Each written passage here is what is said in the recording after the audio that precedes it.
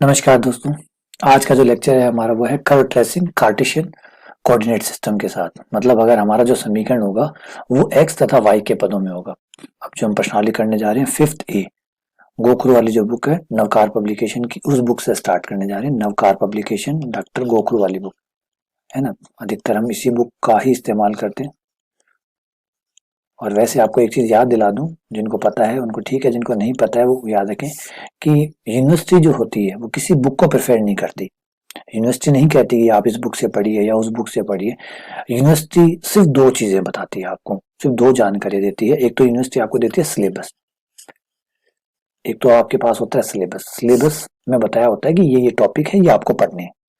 और फिर उसके साथ आता है आपके पेपर्स, जो लास्ट एग्जाम के जो पेपर है वो आपके पास होते हैं। पेपर जो होते हैं वो आपको आइडिया देते हैं। सिलेबस तो आपको टॉपिक्स बताता है कि ये टॉपिक्स हैं, ये यूनिवर्सिटी ने कहा है भाई आपको ये पढ़ने हैं। अब चाहे आप किस बुक से पढ़ते हैं किससे नहीं पढ़ते हैं वो आपकी हेडेक है। फिर पेपर आपको बताते हैं कि उन टॉपिक्स पे कैसे क्वेश्चन पूछे जाते हैं, उन टॉपिक्स पे आप वो क्वेश्चन जो यूनिवर्सिटी पूछ रही है वो कैसे पूछती है। मतलब आप टॉपिक सपोज कीजिए, आपको टॉपिक का नाम है आउटलाइन। अब आउटलाइन में वो क्या पूछता है वो आपको पेपर बता देते हैं। लास्ट 5 ईयर्स के पेपर ले लीजिए या लास्ट 3 ईयर के पेपर ले लीजिए। लेकिन कई बार लास्ट 5 ईयर के पेपर भी यूजफुल नहीं होते, क्योंकि कई बार क्या होता है सिलेबस चेंज हो जाता है, कई बार पैटर्न चेंज हो जाता है। जैसे अभी देखिए पैटर्न चेंज हुआ है, अभी जो है वो पैटर्न चेंज हुआ है, तो आपको पिछले 3 सालों के ही पेपर मिल पाएंगे। पिछले 3 सालों के ही पेपर आपको अवेलेबल हो पाएंगे, क्योंकि 2020 2019 2019 का पेपर हो नहीं पाया, मतलब क्योंकि वो कोरोना की वजह से, सॉरी 2020 का पेपर हो नहीं पाया। 2019 2018 अब आपको दो ही पेपर अवेलेबल हो पाएंगे नए पैटर्न वाले। बाकी पुराने पैटर्न क्या, पुराने पैटर्न से तो आप कोई फायदा नहीं होगा। अगर आप पुराने पैटर्न को देखते भी हैं तो भी वो आपके काम का नहीं है। तो सिर्फ दो ही पेपर है जो नए पैटर्न पे आधारित है। हाँ, फाइनल ईयर अगर आप बीएससी फाइनल में हैं तो आपको 3 पेपर मिल जाते हैं, क्योंकि बीएससी फाइनल का पेपर तो अभी कोरोना में भी हुआ है। ठीक है, 2020 में पेपर हुआ है तो 2 पेपर मिल जाते हैं। तो इससे आपको आइडिया हो जाता है, मतलब आपको पैटर्न के साथ चलना पड़ता है कि भाई अभी जो पैटर्न चल रहा है उसके पुराने पेपर कितने हैं। आप पुराने वाले पैटर्न का पेपर अगर आप देख रहे हैं तो सिर्फ आप कंफ्यूज हो सकते हैं और कोई फायदा नहीं होगा। तो आप जो पैटर्न अभी चल रहा है उस पैटर्न से रिलेटेड पेपर को ही देखिएगा। एक तो इस बात का ध्यान रखिएगा बेटा। दूसरा, टॉपिक आपको सिलेबस बता देगा और पेपर आपको उसमें बता देगा कैसे क्वेश्चन पूछे जाते हैं, उसके अकॉर्डिंग आप अपनी तैयारी कीजिए।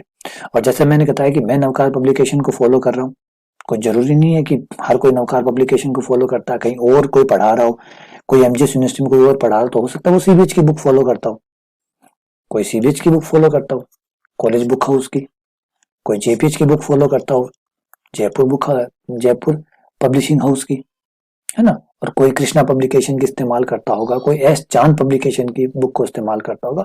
ढेर सारे पब्लिकेशन अवेलेबल है मार्केट के अंदर, अच्छे हैं, कोई बुरा नहीं। हर हर किसी को, राइटर जो लिखता है वो अनुभव के साथ लिखता है, तो हर किसी ने अपनी मेहनत की है, अपने हिसाब से उसको बनाया, अच्छी अच्छी चीजें डाली। किसी ने कोई टॉपिक कम लिखा होगा, किसी ने कोई ज्यादा लिख दिया होगा, ये चलता है। तो मैं नवकार पब्लिकेशन डॉक्टर गोखरू वाली जो बुक है उसको फॉलो करता हूँ। फॉलो एक तो करनी है, एक बुक तो आप पढ़ेंगे, प्रैक्टिस कहाँ से करेंगे। तो मैं नवकार पब्लिकेशन की बुक फॉलो करता हूँ। अब आप ये मत पकड़ के बैठ जाइएगा कि नवकार पब्लिकेशन पढ़ रहे हैं तो पेपर इसी में से आएगा, क्वेश्चन इसी में से आएंगे, इसके जैसे ही आएंगे। ये जैसे शब्द ही ज्यादा बेहतर होता है। जब आप आईआईटी की तैयारी करने जाते हैं, आप में से कोई आईआईटी की तैयारी करने गया या नहीं करने गया, या अन्य फ्यूचर में वो बैंक की तैयारी करता है या एलडीसी की तैयारी करता है, आप बताइए कौन सी ऐसी बुक है जिससे बैंक का पेपर आता है, कौन सी ऐसी बुक है जिससे आईआईटी का पेपर आता है, कौन सी ऐसी बुक है जिससे आईआईटी जेम का पेपर आता है, कौन सी ऐसी बुक है जिससे आरपीएससी के क्वेश्चन आते हैं। तो आप जवाब देंगे सर ऐसी कोई बुक नहीं है जिसमें से क्वेश्चन आते हैं।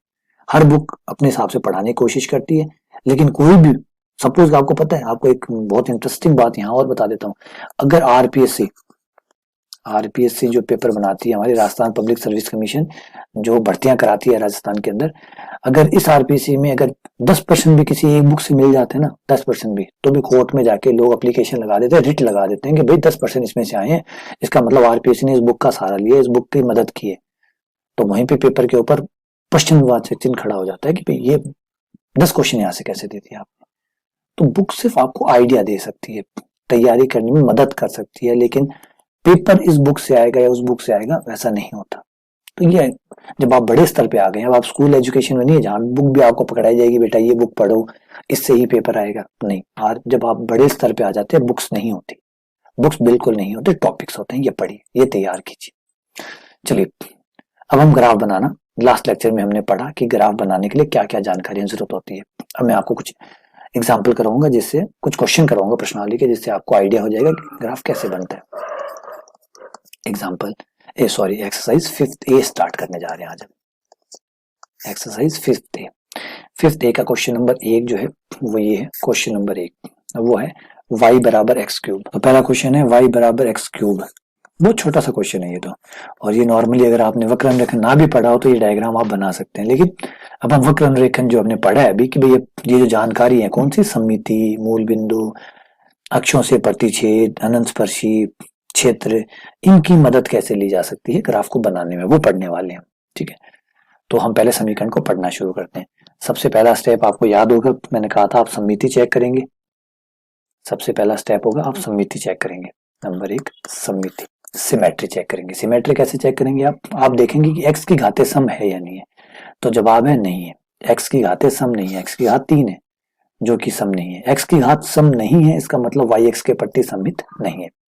अब नहीं है वो लिखने की जरूरत नहीं है वो बात लिखिए आप, क्योंकि ऐसे नहीं बातें लिखने से क्या फायदा, वो बातें लिखी जो है। तो भाई x की घात सम नहीं है इसका मतलब y के प्रति सममित भी नहीं है।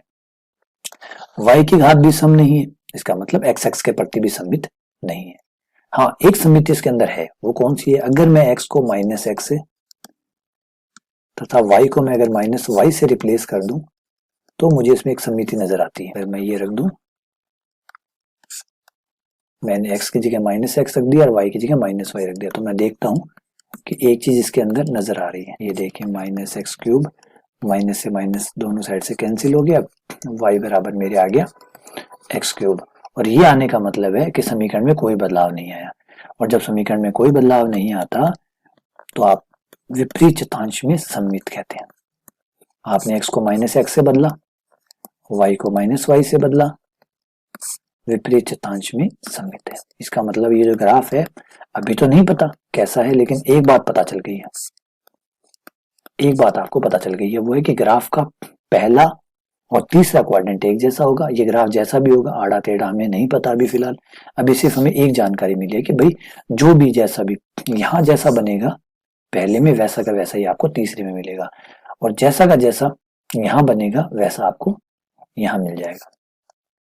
तीसरे में पहला तीसरा एक जैसा होगा, दूसरा और चौथा एक जैसा होगा। क्या बनेगा, ये मैंने वर्ग आयत ऐसे नहीं बनाई, इसे समझाने की मतलब है कि जैसे यहाँ जो भी बनेगा जैसा भी बनेगा वैसा ही तीसरे में बनेगा, दूसरे में जैसा बनेगा वैसा का वैसा ही चौथे में बनेगा। ठीक है, ये समिति मदद कर दी हमारी। चलिए नंबर 2, अब आपको y बराबर x वाला चेक तो नहीं किया आपने, क्योंकि y बराबर x वाला है ही नहीं। देखिए आप, अगर मैं y की जगह x रख दूं और x की जगह y रख दूं तो समीकरण नहीं बदलेगा, बहुत बदलेगा, ये तो रात दिन का अंतर आ जाएगा। रख के देख लीजिए आप, y बराबर x रेखा के प्रति सममित नहीं है ये। क्यों नहीं है, क्योंकि अगर मैं y की जगह x रख दूं, x की जगह y रख दूं तो साफ दिख रहा है कि ये तो पूरा ही बदल गया भाई, कुछ भी वैसा नहीं रहा जैसे पहले होता था, सारा का सारा ही बदल गया। इसका मतलब है कि ये y बराबर x के प्रति सममिति नहीं है, इसलिए मैंने सिर्फ एक सममिति थी उसी की चर्चा की, बाकी की चर्चा नहीं की, क्योंकि वो है ही नहीं तो फिर चर्चा करने की क्या जरूरत है उसकी चर्चा करो ना, जो नहीं है उसकी चर्चा क्यों भाई। अगला मूल बिंदु, क्या हमारा ये ग्राफ मूल बिंदु से गुजरता है या नहीं। मूल बिंदु तो x बराबर 0 तथा y बराबर 0 रख के देखिए, x बराबर 0 y बराबर 0 रखने पर अभी आप समझिए ये। इसके बाद में मैं आपको एक क्वेश्चन जो है ना, एक क्वेश्चन का पूरा डिटेल में कि आपको कितना बढ़िया तरीके से लिखना चाहिए, क्योंकि आर्ट ऑफ राइटिंग जो है ना, ये एक वर्ड आता है art of writing. Art of writing का मतलब होता है कि जो आपको पता है उसको लिखना कैसे, इससे बहुत फर्क पड़ता है। आपको पता बहुत कुछ है, मान लो आपको आता है, लेकिन जो अच्छा हिंदी सबको आती है ना, सबके पास राजनीतिक नॉलेज भी होती है थोड़ी बहुत, लेकिन जब आप लिखने बैठते हैं तो आपने कभी गौर किया होगा कि शब्द गायब हो जाते हैं, सही से लिख नहीं पाते, कई बार लगता है ये लाइन ऊपर होनी चाहिए थी, ये नीचे होनी चाहिए थी, इसको पहले लिखना चाहिए था। तो ये जो आर्ट ऑफ राइटिंग जो होती है ये बहुत स्पेशल होती है, ये आपकी कम नॉलेज को भी बड़ा बना सकती है।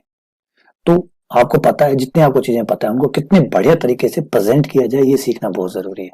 तो ये जो अभी मैं समझा रहा हूँ, अभी तो सिर्फ समझा रहा हूँ, जब हम समझाते हैं तो एक्स्ट्रा बातें भी लिखते हैं, फालतू बातें भी लिखते हैं। देखिए भी ये अब मैंने भी ये समझाया, आपको समझाने के लिए मैंने ये डायग्राम बना दिया, क्या आप पेपर में ये बनाएंगे, जवाब है आप नहीं बनाएंगे। तो लिखना कैसे है, इसके लिए मैं आपको एक पूरा खुद हाथ से लिखा हुआ एक सॉल्यूशन, एक क्वेश्चन जो पूरा डिटेल है, बड़ा क्वेश्चन लूंगा, उसको पूरा सॉल्यूशन करके आपको मैं वो PDF फाइल आपको अवेलेबल कराऊंगा। तो आप उसको देखिएगा कि लिखना कैसे है। इन क्वेश्चन जो पेपर में आए अगर ये तुमको लिखना कैसे है उसको देख के उस तरीके से आप लिखना। ये मैं समझा रहा हूँ, देख समझाने में बहुत सारी चीजें आप एक्स्ट्रा भी बताते हैं लेकिन वो पेपर में नहीं लिखी जाती। आप मैं जैसे लिख रहा हूँ अगर आप वैसे लिखेंगे तो आपको कोई समझाना नहीं है, आपको किसी को सिखाना नहीं है, आपको तो खुद पढ़ना है। ठीक है, तो इस बात का आप ध्यान रखिएगा। मेरे जैसे मत कीजिएगा, मेरे में अलग बात है। अब मैंने आर्ट ऑफ राइटिंग लिख दिया, आप लिख दोगे पेपर में? तो ये मुझे तो समझाते समझाते बीच में बहुत सारी बातें बोलनी पड़ती है, बतानी पड़ती है, एक्स्ट्रा बातें भी बतानी पड़ती है, लेकिन आप ऐसा नहीं कर सकते। तो आपको क्या करना है, उसके लिए मैं एक क्वेश्चन है उसको डिटेल में करके दिखाऊंगा। अब y का मान 0 रखिए, x का मान 0 रखिए, y का मान 0, x का मान 0 रखने पर समीकरण संतुष्ट हो रही है। 0 बराबर 0 आ रहा है, 0 बराबर 0 आ रहा है, समीकरण संतुष्ट हो रही है, समीकरण संतुष्ट होती है, समीकरण संतुष्ट होती है। इसका मतलब ये ग्राफ जो भी है, भगवान जाने ये क्या है कैसा है, फिलहाल तक तो नहीं पता, लेकिन जैसा भी है जो भी है भाई साहब एक बार तो मूल बिंदु से होते हुए जाएंगे ही जाएंगे। कभी भी जाएं, जब इनको टाइम मिले तब जाएं, लेकिन एक बार तो ये मूल बिंदु से होते हुए जाना ही पड़ेगा। अब हमारे पास दो जानकारी है, विपरीत चतुर्थांश में समित है, मूल बिंदु से इसको एक बार गुजरना होगा, जाना होगा। चलिए नंबर 3 पे आ जाते हैं, अक्षों से प्रतिच्छेद। क्या ये अक्षों को काटेगा? और याद रखिएगा ये प्रश्नावली आपके बहुत काम आने वाली है, इसलिए नहीं कि ये सिर्फ बीएससी फर्स्ट ईयर में है, पेपर में है, ना ना, आपको चित्र बनाने का जो आइडिया है वो भी समझ में आने लग जाएगा कि चित्र कैसे बनाते हैं। एक राइटर है जिनका नाम है अमित एम अग्रवाल, राइटर का नाम है अमित एम अग्रवाल, मेरे नाम राशि कहिए, अमित एम अग्रवाल। उनकी बुक एक राइटिंग बुक चलती है जिसका नाम है play with graph, play with graph. ये बुक मतलब आज से कोई इसको तकरीबन तकरीबन 15 से 20 साल तो हो गए होंगे। ये बुक आज भी बहुत बहुत इंपॉर्टेंस रखती है। ये बुक आज भी आईआईटी वाले बच्चों को पढ़ाया जाता है, बेटा प्ले विद ग्राफ्स पढ़िए आप, क्योंकि ग्राफ जो है जब भी आप कोई कंपटीशन तैयारी करते हैं तो पेन बाद में चलना चाहिए, पहले आपका दिमाग चलना चाहिए, आपको हर चीज दिखनी चाहिए, कल्पना होनी चाहिए। जैसे मैंने अभी बोलता हूँ गिलास, तो तुरंत आपकी आंखों के आगे एक पिक्चर आ गई, समझ रहे बात? मैंने कहा मटका, तुरंत आपकी आंखों के आगे एक मटका दिखने लग गया। तो ये जो विजन होता है ना, ये दिखने वाला, ये हो जाना चाहिए, विजन हो जाना चाहिए। तो अमित अग्रवाल ने जो बुक बनाई प्ले विद ग्राफ, उसमें हर चीज के ग्राफ बनाए, sine x, cos x, mode x, महत्तम पूर्णांक एक्स, जितने फलन थे सबके ग्राफ बनाने की कोशिश की ताकि बच्चा विजुलाइज कर सके वो क्या पढ़ रहा है, वो कर क्या रहा है। तो बहुत अच्छी बुक थी, सस्ती बुक थी, 150 रुपए में आ जाती थी, आज भी शायद इसी रेट में चल रहा होगा। ये बुक मैं पढ़ाता भी हूँ, ठीक है। और मैं कोशिश करूंगा कि प्ले विद जो ग्राफ बुक है उस बुक के लिए एक कोर्स बना के आपको विजुलाइज कराने की कोशिश करूंगी। देखिए बेटा ऐसा होता है। चलिए आगे बढ़ते हैं, नंबर 4, सॉरी अक्षों से प्रतिच्छेद तो हमने निकाला ही नहीं, पहले हम एक्स एक्स से प्रतिच्छेद निकाल लेते हैं। एक्स एक्स से प्रतिच्छेद, एक्स एक्स से प्रतिच्छेद, जब आप एक्स एक्स से प्रतिच्छेद निकालेंगे तो आपको क्या करना होगा, वाई का मान 0 रखना होगा, क्योंकि पूरे एक्स एक्स, बेटा याद रखना कि वाई बराबर 0 कभी मैं अपनी इच्छा से नहीं रख रहा हूँ, क्योंकि y बराबर 0 होता ही है। जब आप एक्स एक्स की बात करते हैं तो एक्स एक्स का मतलब क्या होता है, एक्स एक्स वो होता है जिसपे एक्स के मान होते हैं, सिर्फ एक्स के मान होते हैं। यानी जब भी आप एक्स एक्स पे होते हैं तो सिर्फ आपको एक्स के मान मिलते हैं, एक्स का मान 1 2 -1 -, यानी y आपको मिलता ही नहीं है। पूरे दौरान y का मान क्या होता है, 0 होता है। तो एक्स एक्स की पहचान है कि y का मान 0 होता है। तो चलिए अपने समीकरण में y का मान 0 रखिए ताकि पता चल जाए कि क्या एक्स एक्स, क्योंकि ये समीकरण एक्स एक्स का हो गया और ये समीकरण आपके ग्राफ का हो गया, तो क्या हमारे ग्राफ का और हमारे एक्स एक्स का कभी कोई मिलन होगा, कहीं जाके एक दूसरे से काटेंगे, मिलेंगे? तो y बराबर 0 रख के देखिए, तो 0 क्यूब को इस तरह भेज दिया, 1/3। अब आपका x का मान आ गया 0 कि हाँ भाई मिलन होगा। एक बार एक्स एक्स और ये दोनों मिलेंगे, लेकिन मिलेंगे कहाँ, वहां पे जहां y का मान भी 0 होगा और x का मान भी 0 होगा। इसका मतलब कहाँ मिलेंगे, 0 0 पर मिलेंगे, मूल बिंदु पर ये दोनों मिलेंगे। ये मिलन होगा, लेकिन कब होगा, जब मूल बिंदु होगा, मूल बिंदु पर दोनों भाई भाई मिलेंगे, ठीक है। क्या एक्स एक्स के साथ तो हो गया मिलन, क्या वाई एक्स के साथ भी कोई मिलन होगा, क्या वाई एक्स को भी काटेगा, नहीं काटेगा, वाई एक्स से प्रतिच्छेद। और वाई एक्स से प्रतिच्छेद का मतलब है वाई एक्स का समीकरण, वो क्या है, एक्स बराबर 0 पर, एक्स बराबर 0 पर। अब आपके समीकरण में वापस आ जाइए, दोनों का प्रतिच्छेद देखिए, दोनों भाई भाई क्या यहाँ काटेंगे, दोबारा भाइयों का मिलन होगा, बिछड़े हुए भाई मिलेंगे कहीं पे, तो ये आ गया y बराबर 0। नहीं भाई, ये सिर्फ मूल बिंदु पे ही मिलेंगे। इसका मतलब है कि ये ग्राफ और एक्स एक्स भी मूल बिंदु पे मिलेंगे, वाई एक्स और ये ग्राफ दोनों भी मूल बिंदु पे मिलेंगे। यानी ये ग्राफ जो है हमारा, ये ग्राफ एक्स एक्स को भी सिर्फ मूल बिंदु पे ही काटेगा और वाई एक्स को भी सिर्फ मूल बिंदु पे ही काटेगा। यानी एक्स एक्स और वाई एक्स ना तो एक्स एक्स को कहीं और काटेगा ना वाई को कहीं और काटेगा, सिर्फ और सिर्फ कहाँ काटेगा, मूल बिंदु से काटेगा। ये बात तो बेटा हमें स्टेप नंबर 2 में पता चल गई थी कि ग्राफ मूल बिंदु से जाएगा। तो कुछ नई बात हमें इस जानकारी में नहीं मिली। वैसे तो नई बात मिली है, क्या मिली है कि एक्स एक्स को दोबारा कभी नहीं काटेगा और वाई एक्स को दोबारा कभी नहीं काटेगा सिवाय मूल बिंदु के। तो जानकारी तो मिली है। कुछ मान लो हेड आया तो आपको ये तो पता चल गया हेड आया, लेकिन आपको ये भी तो पता चला कि टेल नहीं आया, है ना। जब मैं कहता हूँ कि इंडिया और ऑस्ट्रेलिया का मैच था, इंडिया जीत गया, तो आपको ये बात ये भी पता चली है कि ऑस्ट्रेलिया हार गया, ठीक है ना। तो एक्स्ट्रा नहीं वाली जानकारी भी तो आपको मिल रही है, लेकिन वो अंडर एस्टिमेट करते हैं, हम ध्यान नहीं देते। इसलिए आ जाते हैं आगे, नंबर 4, अनंत स्पर्शियां। अनंत स्पर्शियां मैं पहले भी बता चुका हूं आपको कि अगर आप कर्व ट्रेसिंग पढ़ रहे हैं, वक्रम रेखन पढ़ रहे हैं, तो पहले जाके अनंत स्पर्शियां पढ़ के आइए। बिना अनंत स्पर्शियां पढ़े आप ये काम नहीं कर सकते। अब यहाँ आपको 3 प्रकार की अनंत स्पर्शियां चेक करनी है। पहले एक्स एक्स के समांतर, फिर वाई एक्स के समांतर, उसके बाद में तिर्यक। तीनों निकालनी है, तीनों में से कोई भी हो तो आप चर्चा करेंगे, और हो तभी बात करनी है, वरना कोई बात नहीं करनी। आप रफ में जाइए, देखिए अनंत स्पर्शियां है या नहीं है तो यहाँ लिख दीजिए अनंत स्पर्शियां नहीं है, सीधी बात है। चेक कर करके दिखाने के काम नहीं, यहाँ पे मैं कोई कॉपी नहीं भरनी, पेजेस नहीं भरने। जाइए देखिए अनंत स्पर्शियां है तो ठीक है, नहीं है तो नहीं है, सीधा लिखिए नहीं है। कोई रफ काम करके दिखाने की नहीं कि मुझे अनंत स्पर्शियां पता है। आपको पता है तो आपने अनंत स्पर्शिया वाला चैप्टर पढ़ा है, इसलिए आपको पता होनी भी चाहिए। नहीं पता है तो गलत बात है, पता होना चाहिए। तो यहाँ तो आपको सिर्फ हेडिंग डालनी है, यहाँ आपको ये बताना है, इंगित करना है, इंडिकेशन देना है कि भाई है या नहीं है तो कौन है, बस। कैसे निकालिए ये काम यहाँ दिखाने का नहीं है। तो देखिए, पहले हम एक्स एक्स के समांतर अनंत स्पर्शी निकालते हैं। तो जब हम एक्स एक्स के समांतर अनंत स्पर्शी निकालते हैं तो एक्स की सबसे बड़ी घात का गुणांक 0 करते हैं। एक्स की सबसे बड़ी घात क्या है, 3, और उसका गुणांक कितना है, 1। तो 1 को 0 कर नहीं सकते, तो ये कोई अनंत स्पर्शी है नहीं। फिर y की सबसे बड़ी घात 1 है और उसका गुणांक 1 है, ये भी अनंत स्पर्शी नहीं है। तिर्यक निकालेंगे वो भी नहीं आएगी। तो रफ में निकाल लीजिए आप, रफ में अनंत स्पर्शी निकाल लीजिए, इसकी कोई अनंत स्पर्शी नहीं है, इस वक्र की कोई अनंत स्पर्शी नहीं है। बस आपको तो यहाँ अगर अनंत स्पर्शी हो तो उसका समीकरण लिख दीजिए, नहीं है तो सीधा लिख दीजिए इस वक्र की कोई अनंत स्पर्शी नहीं है। तो इस वक्र की कोई अनंत स्पर्शी नहीं है, अनंत स्पर्शी वाला इसमें कोई भी लेना देना है ही नहीं, कोई अनंत स्पर्शी नहीं है। ये लीजिए, काम खत्म, झंझट ही खत्म, इस वक्र की कोई अनंत स्पर्शी नहीं है। आ जाइए पांचों। पांचों हमारी क्या मदद करेगा, क्षेत्र। देखिए इसकी मदद लेके दिखाता हूँ मैं आपको, बड़ा प्यारा काम है इसमें। क्षेत्र मुझे सबसे सबसे इंटरेस्टिंग पार्ट लगता है। क्षेत्र आपको बहुत जवाब देने वाला है। देखिए इस पूरे पूरे जब आप प्रश्नावली करेंगे, प्रश्नावली में दिखाऊंगा क्षेत्र सबसे पावरफुल स्ट्रॉन्ग पॉइंट क्षेत्र है। कैसे है देखिए, y बराबर एक्स क्यूब है, ठीक है। हम अच्छी तरीके से जानते हैं कि हमारे चारों जो कोऑर्डिनेट सिस्टम है, जो चतुर्थांश है, चारों चतुर्थांश में एक अच्छी खासियत होती है कि चारों कोऑर्डिनेट के चिन्ह होते हैं, साइन होते हैं। जैसे पहला कोऑर्डिनेट है उसमें एक्स भी प्लस होता है, वाई भी प्लस होता है। दूसरे क्वाड्रेंट में एक्स माइनस का होता है, वाई प्लस का होता है। तीसरे क्वाड्रेंट में आपके दोनों ही माइनस होते हैं। चौथे क्वाड्रेंट के अंदर आपका एक्स प्लस होता है, वाई माइनस होता है। यानी हर क्वाड्रेंट में कोई ना कोई चिन्ह होता है। अब आप यहाँ पे इंटरेस्टिंग पॉइंट ये देखिए, अगर एक्स पॉजिटिव है, अगर एक्स जो है वो पॉजिटिव है, अगर पॉजिटिव धनात्मक है, प्लस वीई मतलब पॉजिटिव, अगर एक्स पॉजिटिव है, आप ऐसे भी लिख सकते हैं एक्स ग्रेटर देन 0 है। अगर एक्स ग्रेटर देन 0 है तो आपका वाई भी ग्रेटर देन 0 आएगा, नहीं आएगा, आएगा, आएगा, क्योंकि एक्स की क्यूब, एक्स अगर प्लस है तो प्लस की क्यूब प्लस ही होती है, तो इसका मतलब वाई भी क्या आएगा, प्लस का आएगा। और एक्स प्लस है, वाई प्लस है, इसका मतलब आपका डायग्राम सिर्फ और सिर्फ फर्स्ट में बनेगा, जो दर्शाता है कि आपका ग्राफ केवल प्रथम चतुर्थांश में होगा, क्योंकि एक्स प्लस का आ रहा है, वाई प्लस का आ रहा है,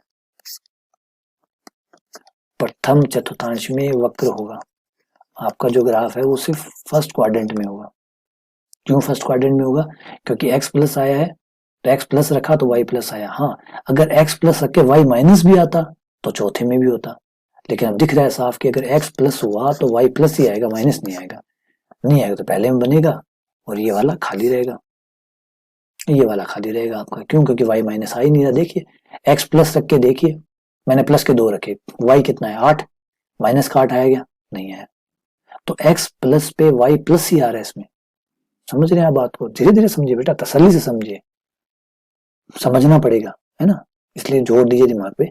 x अगर मैं प्लस का रखता हूं, मैंने 2 रखा, 3 रखा, 5 रखा, क्या आएगा? प्लस का 125, 5 रखने पर, 3 रखने पर 27, 2 रखने पर 8, प्लस क्या है ना, माइनस के 8 तो नहीं आए। x जब प्लस का है तो y भी प्लस का है। भाई हम तो अब दोनों ही क्वाड्रेंट में आप देख लीजिए, चाहे क्वाड्रेंट आपका फर्स्ट हो चाहे फोर्थ हो, इन दोनों में ही क्या है? x प्लस का है। x प्लस पे y क्या आता है उस पर फर्क पड़ता है। y अगर प्लस का आता है तो ये, y अगर माइनस का आता है तो ये क्वाड्रेंट, और y प्लस और माइनस दोनों आता है तो ये दोनों क्वाड्रेंट। लेकिन प्रॉब्लम ये है कि x प्लस पे y सिर्फ प्लस ही आ रहा है, सिर्फ प्लस आ रहा है, यानी इस क्वाड्रेंट में डायग्राम बनेगा और ये क्वाड्रेंट खाली रहेगा, खाली।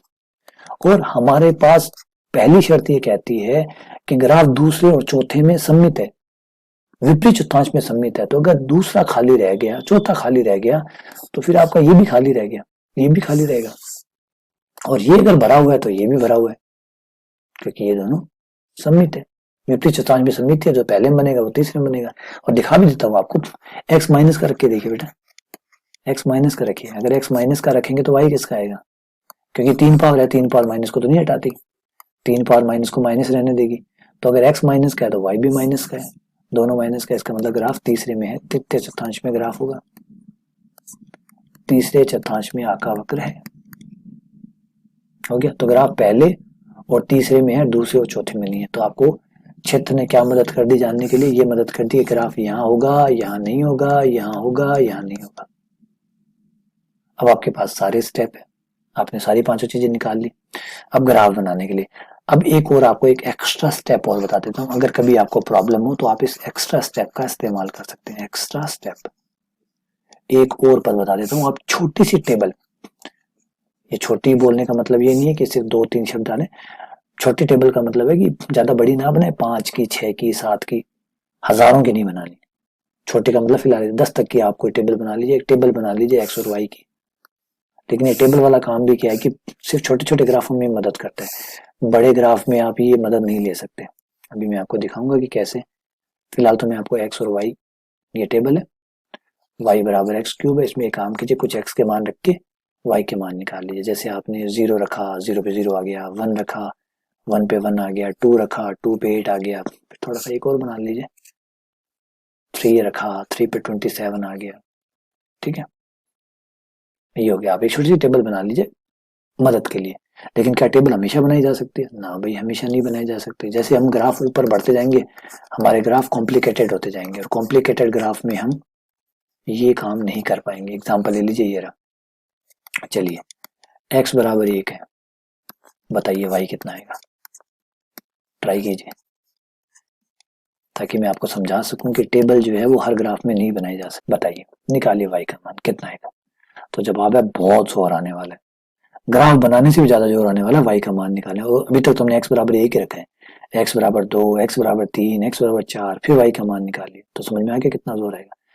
तो हमेशा ग्राफ जो है, अभी आपने जब वक्र रेखन मैंने स्टार्ट की तो कईयों ने सोचा होगा कि टेबल बना के बनाई जा सकती है, एक्स का मान रखते जाओ, वाई का मान निकालते जाओ, टेबल बना लो, बन जाएगा, ग्राफ बन जाएगा। ग्राफ बनाना तो बहुत आसान है, टेबल की सहायता से बन सकता है। लेकिन बेटा याद रखो, आसान काम बिल्कुल नहीं है, क्योंकि आपके समीकरण बहुत छोटे होते हैं, तभी ये ट्रिक काम करती है आपकी। ये जादुई ट्रिक जो बोल रहे हैं आप, ये जो मैजिकल ट्रिक की बात आप कर रहे हैं, केवल तभी काम करते हैं जब ग्राफ छोटे छोटे होते हैं। सिंपल सिंपल, वाई बराबर एक्स, वाई बराबर एक्स क्यूब, इसमें ही काम करती है। इसीलिए ये स्टेप मैंने याद करो, उनमें कभी नहीं लिखा मैंने टेबल वाला स्टेप, क्योंकि मदद नहीं करता ये ज्यादातर। छोटे ग्राफों में जरूर मदद कर देता, बड़े ग्राफों में ये मदद नहीं करता। तो चलिए, फिलहाल इस ग्राफ में तो मदद कर रहे हैं ना, कोई बात नहीं, यहाँ मदद कर रहे हैं तो एक काम में ले लेते हैं। आ जाइए, वक्र का अनुरेखण करते हैं, डायग्राम बनाते हैं। रफ डायग्राम बनाना है आपको, यहाँ कोई ग्राफ नहीं मिलेगा पेपर के अंदर। अगर वक्र अनुरेखण का कोई क्वेश्चन आता है तो कोई ग्राफ नहीं मिलेगा आपको, कॉपी के अंदर ही बनाना है। अपनी स्केल लीजिए, अपनी फुट लीजिए, ठीक है, उससे बना डालिए। ये लीजिए, मैं डायग्राम बना के दिखाता हूँ आपको। सबसे पहले हमारा ग्राफ यहाँ नहीं बनने वाला, ये खाली रहने वाला है, ये खाली रहने वाला है। यहाँ ग्राफ बनने वाला है फर्स्ट में, और यहाँ बनने वाला है, यहाँ एक जैसा बनने वाला है। तो सिर्फ आप यहाँ ग्राफ बनाइए, यहाँ जो बनेगा वो यहाँ बन जाएगा। दूसरी बात हमें कही गई है कि ग्राफ मूल बिंदु से जाता है, जाता है मतलब ये रहा, मूल बिंदु से जाता है, फिर x बराबर 1 पर y का मान 1 है, ये लीजिए x बराबर 1, ये y बराबर 1, तो ग्राफ यहाँ आ गया। x बराबर 2 पे 8 है, मान लीजिए 2 पे 8 ये आया। रफ बनाना है आपको, बिल्कुल रफ, कोई दिक्कत नहीं है, आप कैसा बनाते हैं, नाप तोल की जरूरी नहीं है इतनी। ये मान लीजिए 3 पे 27 आएंगे, ओवली बात ज्यादा ही आएगा। अब आप इन सबको मिला दूं अगर मैं, तो आपको एक ग्राफ दिखने लग जाएगा। अब जो ग्राफ आपका पहले में बनेगा वैसा ही ग्राफ आपका तीसरे में बनेगा, ये ग्राफ होगा। और रिपीट कर रहा हूँ, ग्राफ आप रफ बनाएंगे, मत सोचिएगा कि मैंने इतना तीखा बना दिया और मैंने थोड़ा ऐसे बना दिया तो क्या होगा, और ऐसे बना दिया तो क्या होगा।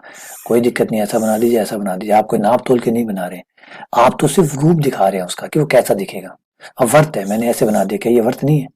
अब आपको सर ये तो देखो जुड़ ही नहीं रहे, तो हम रफ डायग्राम बना रहे हैं, हम उसकी रूपरेखा दिखा रहे हैं, ग्राफ दिखेगा कैसा। क्या जब भी आप परवलय बनाते हैं तो क्या नाप तोल के बनाते हैं? नहीं बनाते ना। वो आपको ऐसा बनाया, इसका मतलब अपने आप एक ही परवलय है, तो यहाँ पे हमें एक अच्छे डायग्राम बनाने हैं, हमें उसकी शेप को दिखाना है, उसकी शेप कैसी है, वो ग्राफ दिखेगा कैसा। ठीक है ना। परफेक्ट ग्राफ हम परफेक्ट तो कंप्यूटर बना सकते हैं, हम नहीं बना सकते। हम तो सिर्फ रफ डायग्राम बता, दिखेगा कैसा, हाँ ये थोड़ा खुला हुआ हो सकता है, थोड़ा बंद हो सकता है, ऐसा दिखेगा, बस दिखेगा ऐसा। ये खाली रहेगा, ये खाली रहेगा, इन दोनों में एक जैसा होगा, मूल बिंदु से जाएगा, ऊपर की तरफ तेजी से बढ़ेगा, नीचे की तरफ तेजी से गिरेगा। इसका जो रूपरेखा है वो हम डायग्राम में दिखाएंगे। कच्चा, जैसे मान लीजिए कोई पेंटर अपनी चित्र बनाता है ना, तो क्या वो हूबहू उतार देता है एकदम, है ना।